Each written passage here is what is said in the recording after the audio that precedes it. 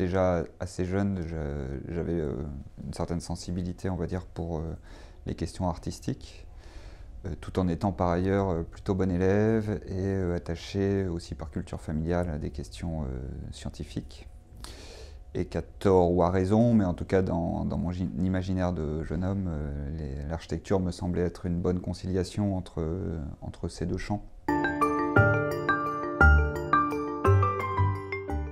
On vit dans un monde où la culture est ouverte et accessible et qu'il y a probablement plus de familiarité entre certains architectes français et japonais et ou suisses qu'entre deux architectes français, par exemple. En revanche, il y a probablement des modes de pratique qui sont particuliers à notre territoire.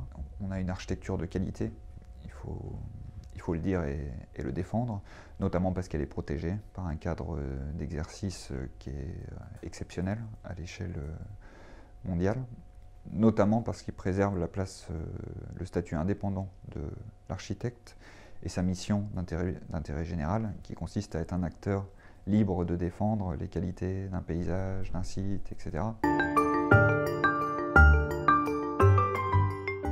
C'est à travers cette expérience, pourrait-on dire, que j'ai vraiment découvert la pratique de l'architecture. Le chantier, en fait, était un moment peut-être le plus intense du processus de projet et de la création architecturale, pour ce qu'il engage en fait toute une vie dans un village, contribuer à réaliser un petit centre culturel dans un tout petit village du Tamil Nadu, construire une école, construire un petit dispensaire. C'est la vie de tout un territoire qui est engagé à travers ce processus, avec une dimension humaine qui est très très forte.